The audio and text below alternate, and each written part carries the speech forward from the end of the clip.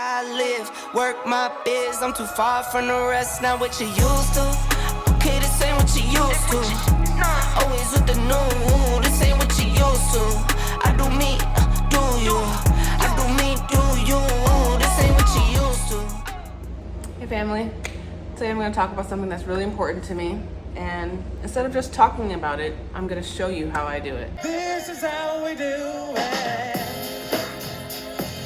And what we're talking about is keeping money in your pocket and bartering for plants. Now, you can say what you want about social media. I've got my opinions, but I've used Facebook Marketplace to score some crazy good deals on plants and plant materials, that's seeds, cuttings, stuff like that. Crazy good deals. In order to do what I'm about to show you, you have to always be thinking ahead. You have to be keeping your mindset on future abundance. If you think of plants as currency, then having a well-stocked nursery is equivalent to having money in your savings account. You keep money in your account, you let that money grow until you need to take the money out to buy something that you want or need. It's the same for plants, except in this case, they can also give you food as they grow. My nursery inventory is constantly shifting and changing. I got started with my nursery by using the plants that I already had and multiplying those. So for me, that meant harvesting seeds from the moringa tree that I already had that was established on the lot, and also rooting cuttings from the moringa. I also air layered and rooted cuttings from the hog plum, or jocote, that I already had on the lot. I saved seeds from the papaya tree that I already had on the farm, and that's how I got all of the papaya plants that I had to start with. I even took cuttings from the yards of friends and family and rooted those. I bought dried beans in those big bags from the grocery store or from Amazon to save money. Instead of when they package it as seeds, they charge you more.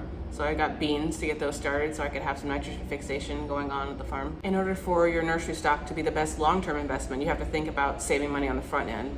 So that means getting the best deal that you can on plants, seeds, any kind of planting material, roots, cuttings, anything that you can get of the plant. You want to get that at a bargain.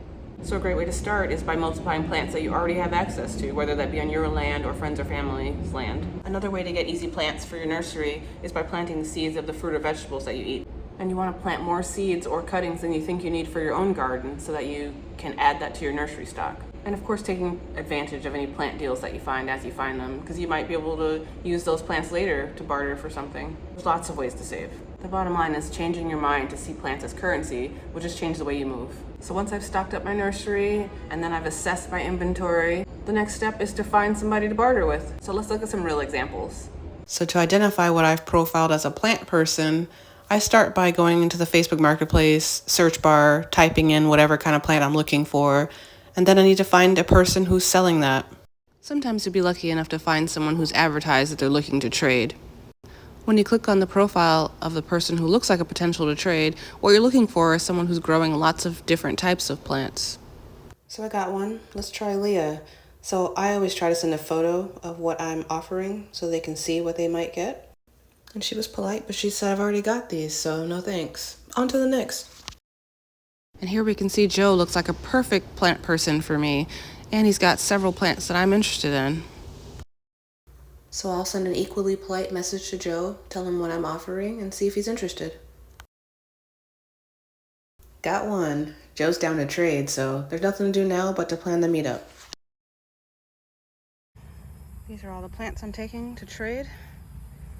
Got a longevity spinach. This is a Cuban oregano. Longevity spinach, leaf of life, 3 soursop seedlings, and there's another soursop, 2 black sapotes.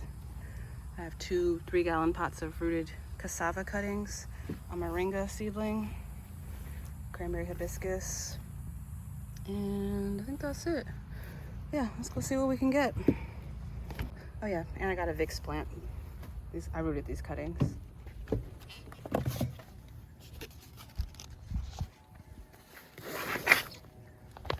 Hi Joe, I'm Keisha. All right, Joe. This is what we got from Joe. We've got a flowering blackberry, thorn blackberry, and a bunch of red lady papayas. Most of these are multi-sown. There's 3 in here, and I don't know, like 6 in this one. And then a pink guava, and a dwarf Cavendish banana, and a variegated canna lily. Not bad.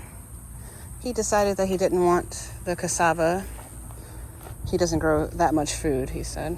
He doesn't want the cassava, and he didn't want the Cuban oregano or the Vicks plant or the leaf of life.